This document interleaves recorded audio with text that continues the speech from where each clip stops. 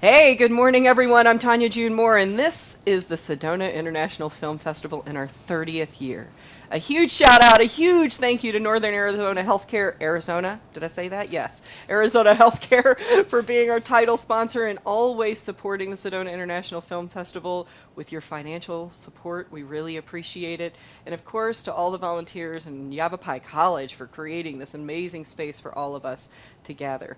So, today, this morning, we start out with something uber fantastic because this is a local film. It was shot right here in Sedona.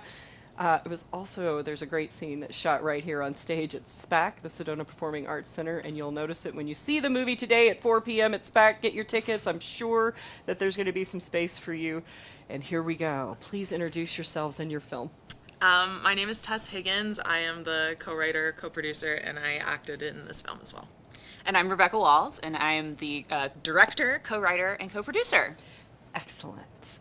You all, this is Adorbs, and if you've ever seen this show, it really does show you what goes on behind the scenes. Yeah. And I know someone who's been on that show, and she was like, it was bloody awful. I couldn't wait to get out of there.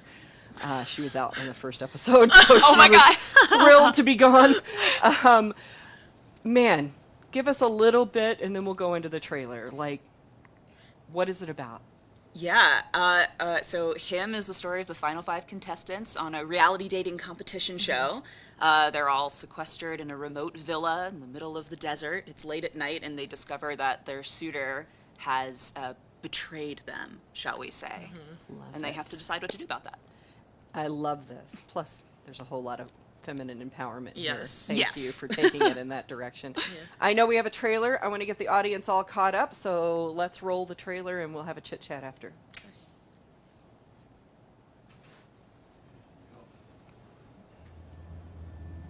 I just want the best outcome for you, okay? Now, I think you have two choices here. You tell him you love him, and even if he doesn't love you back, at least America loves you. The other choice, you stay in that scary, unlovable zone. Is that what you want? I know it's gonna be you in the end. Trust me.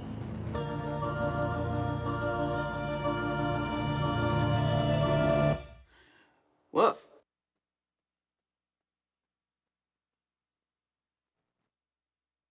Welcome back from that trailer. I love that there's levity this year in this Sedona Film Festival. It's so worth it. Excellent trailer. Nice little cut there. Yes. Yeah, also it's a comedy. Yeah. It is fun, and this is a really fun film that has truly an empowering message for women in Yes. particular. Please tell us who wrote it, how did you come about this, and why did you want to make it? Because I know this is your first film, and Yeah. it's a feature length. Holy moly. Yeah. Congratulations. Go for it. So originally this script started as a play that I wrote like 5 years ago because I love reality TV so much, and I saw a season of The Bachelor in which a woman was announced as the Bachelorette when she got very unceremoniously dumped by the lead, and she was joined on stage after the final rose by all of her best friends from the season, and there's this image where they're all hugging each other, and the host says to her like, oh wow, the guys on your season are going to have to compete with all that. And she says, yeah, I did find love here. And I was like, why don't we ever hear about that? Because there's this whole other story of all these women and their friendships, and they're also kind of being traumatized at the same time in this reality TV setting where they don't have access to their phones, their friends, their family.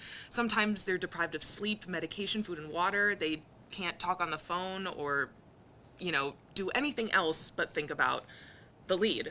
And I think it's a environment that deserved a little storytelling. I agree with you. And the characterizations, here you are. First of all, I love that you never show him. Yes. Yes. And really, you don't really show any men We except wanted for the to- one character. Yeah. Few men as possible on screen. They I have love had that. their time. I love that. We're in the age of this, folks, so listen up.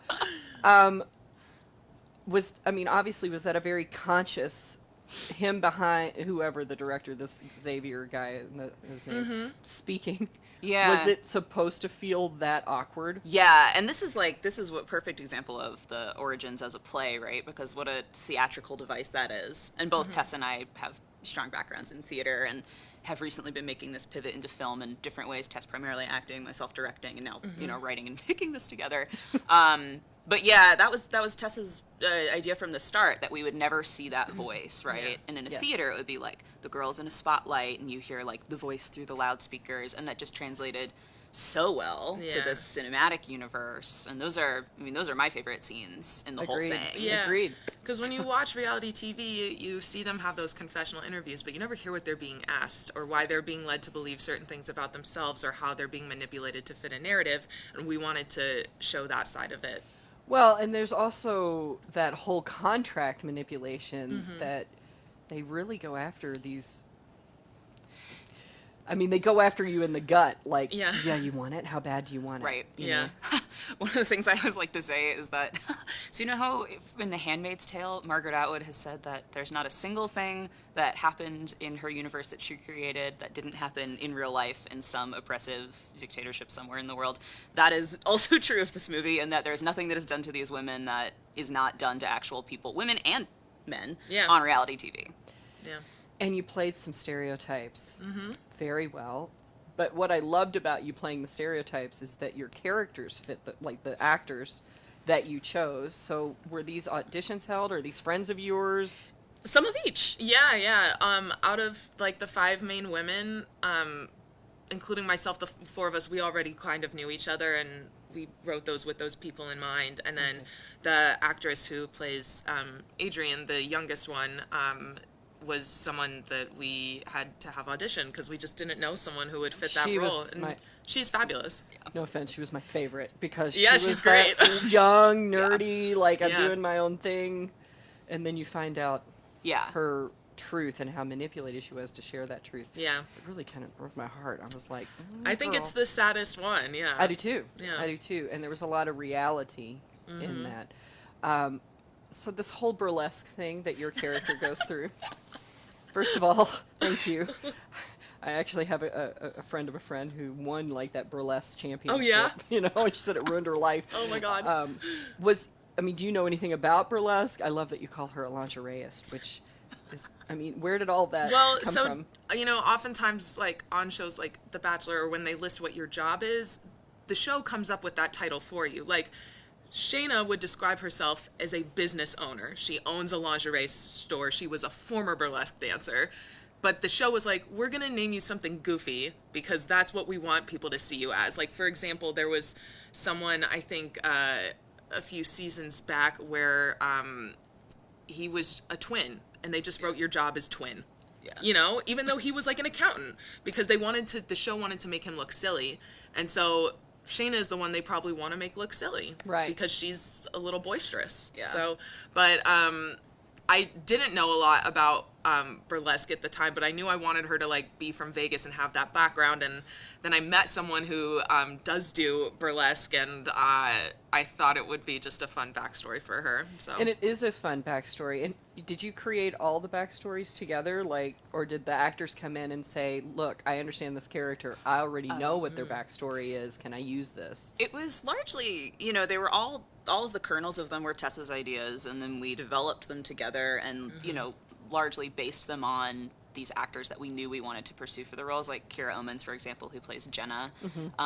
She does a lot of work in adoption advocacy for her community, and so we knew that we wanted to really lean into her truthful story and let that shine through in like small ways in the story. This whole movie is really less about a story, and it's more about these characters, and it's very character driven. And I love a good ensemble cast. Welcome to Robert Altman world.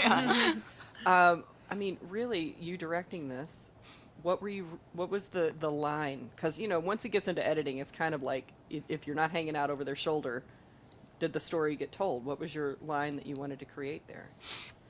My line that I wanted to create? The story arc. The storyline, yeah. Again, like, we really wanted the focus to be on the structure of this taking place over one night with these periodic interruptions by their in-the-moment interviews, which we start out in a pretty realistic way with that. Like, at first we have tricked the audience into thinking it's going to be chronological, because we see Tessa's characters happen in real time, but then throughout, when we hit those trigger points for each of the characters, we flash back to them in their situations with that lead producer, Xavier. And so I think that ideally, like, we should feel on each character's side in turn, Yes. right? Like, at the beginning, we think it's all about Shayna, but then, like, oh my god, wait, it's about Adrian, and oh no, wait, it's about Savannah, no, wait, it's about Jenna, and Jenna is the through line, but in the end, it is about all 5 of them together, right? It's Rather very than ensemble, a winner. They win together. which I love. Yeah. So let's Us talk too. about it being local, because this Yeah. is our big local film. This year we have a couple, but this is the full length. You shot at your parents' house, We did.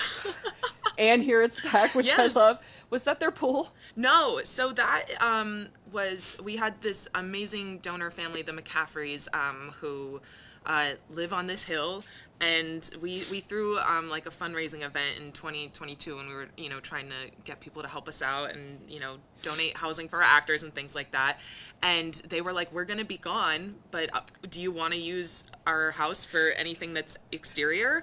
And we were like, yes. And it is gorgeous. I was scared I was gonna break something all the time we were there, but we shot anything that was outdoors was shot there. And then also the scene where Claire discovers the iPad was shot in their pool house. So Ah, very nice. And was it just lighting that dyed the pool?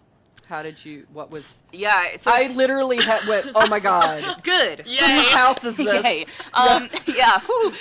So it's a combination, right? So the lighting, the practical lighting effect on the girls, and then our VFX artist Eric Stenmark went in and created that horrifying cloud of paint. yeah. I literally went, how did they do this? Is it just lights? Like, please tell me it's just lights. This whole community really welcomed this film. Yeah. And trust me, I followed you along the whole way. How did your mom and dad feel about the destruction scene? Where did you destruction get the art from that, oh no, that's a Georgia O'Keeffe. It's worth like millions. It's not theirs. We took down all of their art, and that was all stuff we like got on like Wayfair or whatever. It was actually funny. The day that we shot that destruction scene, I actually 4 days into the film, I asked my brother to come out because I was like, I need backup. Like I need like some more support out here. Like I want you to be here with me. And he was like, done. I'll be there tomorrow. And he flew into Flagstaff, and my dad went to go pick him up from the airport, and I was like, Tim, text me your location because we're gonna get this all done before my dad gets back because I don't want him to see us doing the paint. And then when my parents watched the film, he was like, yeah, I was glad I wasn't home for that. Girl. I mean, seriously, I know Yeah. your parents. Yeah. I was like, oh my god. Well, and your mom was so sweet because she was just like, please don't destroy my kitchen. Yeah. Or We my won't, I couch. promise. Yeah. There's just really, really great moments in this film. It's local. Please go see it because there's going to be tickets available today. Where can they keep up with this online? Where are you going next? What's your distribution? What do you think you're going for here? Do you have any answers to those? Yeah. Yeah. Well, Go for it. Up next, we're going to the Beloit International Film Festival, just about 90 minutes north of Chicago. So we're very excited for that. It's our Midwest Friends opportunity. Yeah. You can follow us online mostly on Instagram at @him_the film. Yes. And we are working on finding distribution as we speak. So Yeah. hopefully there will be exciting news soon. Yes, it'll get picked up because people want to see this kind of content, and I think Yeah. what you're also doing is exposing something that's really disgusting. Yeah. I mean, any any sort of reality program, this is truly what's in the background. So thank you Yeah. Yeah. for Absolutely. showing people a little bit of the reality, and maybe it'll help, dissuade some of that behavior in the future. And I think that this is going to be one of those films that maybe gets that done. So Yeah. thank you so much. Of course. Thank Thank you. you. And please come out, audiences. We would love to have you there. And then, of course, after this film, you can stay and we can do a little sing-along with Grease. It'll be fantastic. So get your bobby socks out, everybody, and your poodle skirts, and let's have some fun tonight after we watch him at 4 o'clock. And please stay tuned. I'm going to have more filmmakers in the seat right after this. And our hashtag this year is SIF30 because we're in our 30th year. And I will see you in a few minutes.